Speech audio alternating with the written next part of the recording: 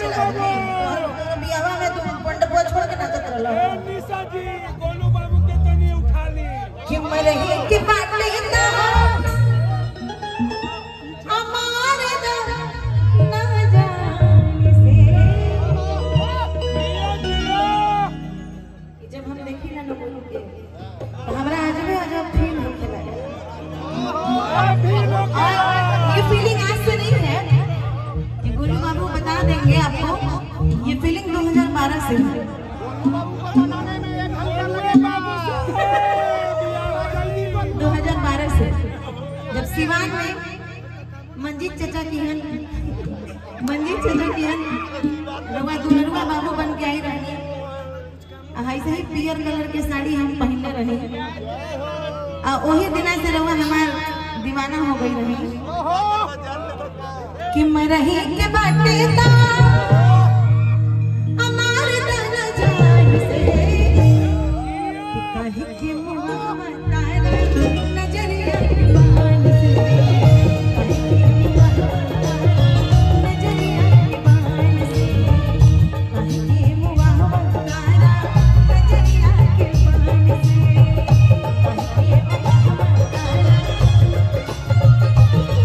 मरही के बाटे ता मारे दाना जान से मरही के बाटे ता मारे दाना।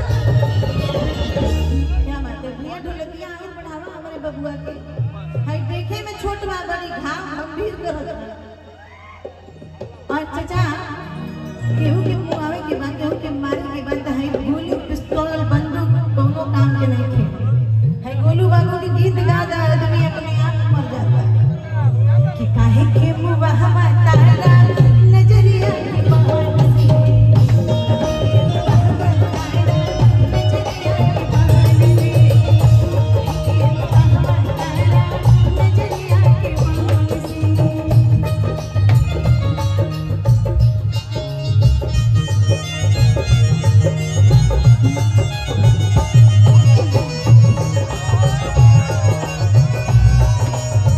मिलो न तुम तो हम शर्माए मिलो न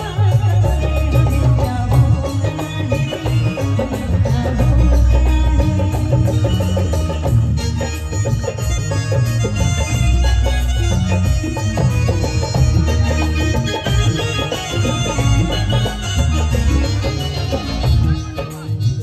राम जी बनवले बाड़े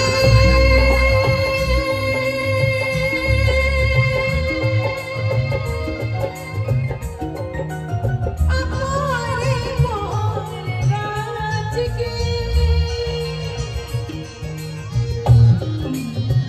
राम जी बनवले बाड़े मोर राज के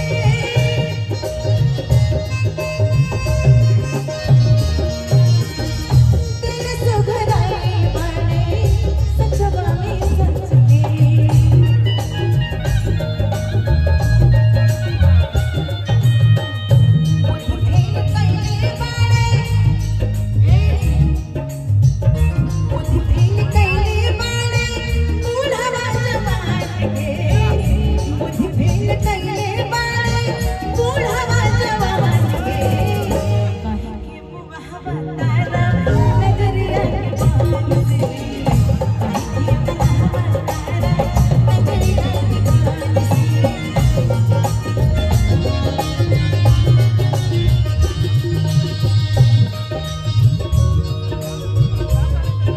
क्या बात है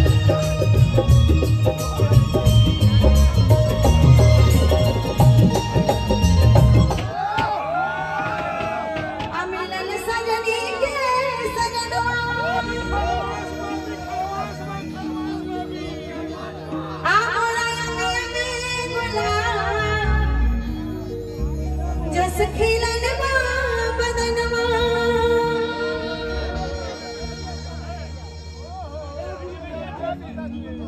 मेहरारू सुहागरात में गई हुई सुहागरात के दिना बड़ा दिन बाद ओकर मनसा पुराई बा लव मैरिज हो गई बा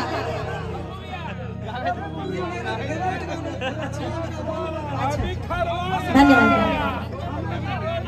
तो स्टेज पे बैठ के कहा दिया, क्या कहा दिया कि आज आज महिला मिलनवा मिलन निसवा के है गोलू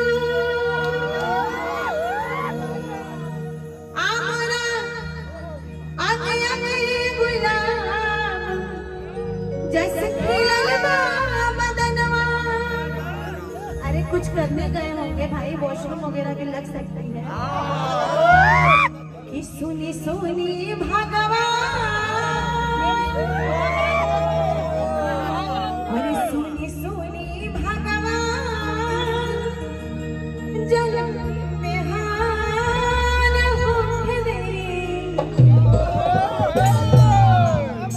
कि सुनी सुनी भगवान अजब